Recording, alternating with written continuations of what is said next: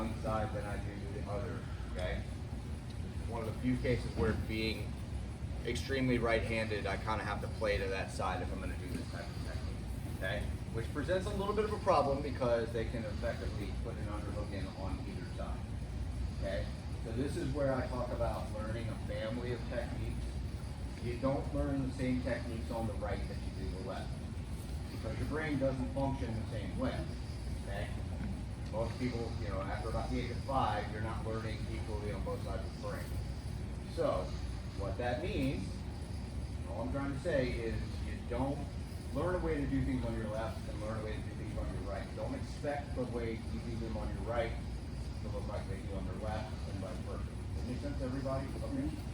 So, here we go. So, Chris gets an underhook.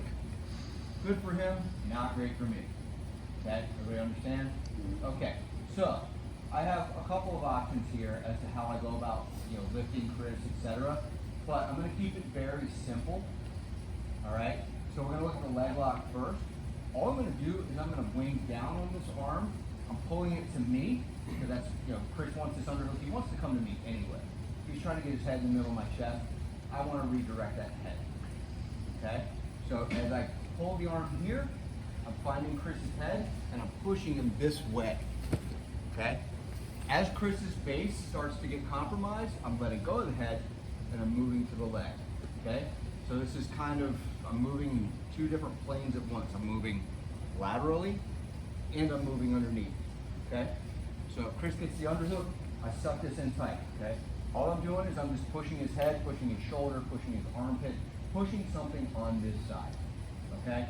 I find the head to be an easy option just because it's kind of right there, all right?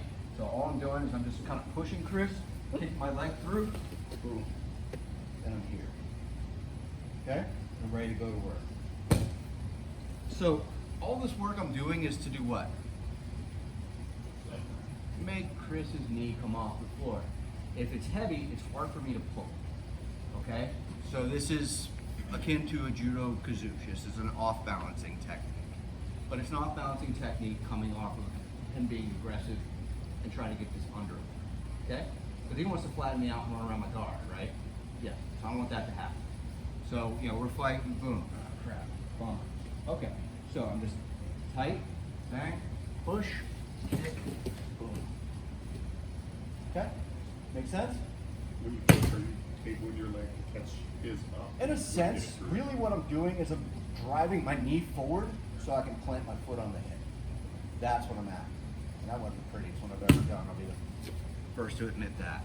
Okay? Well, this is something I've had quite a bit of success with because everybody's so worried about getting sweat too. Okay?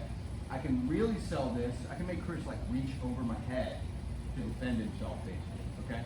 So as I pull him and I'm kind of pushing here, as I start to fall back, see how Chris has to reach? Bang. Right into my leg lock sequence. Okay? So I just want to get you guys here and then we'll look at what to do from there. All right? One more time? Yeah. Yeah? Not going on? Okay. So, play with those 2 options. Play with just pushing him laterally and hooking the leg, because that one's quick. Okay?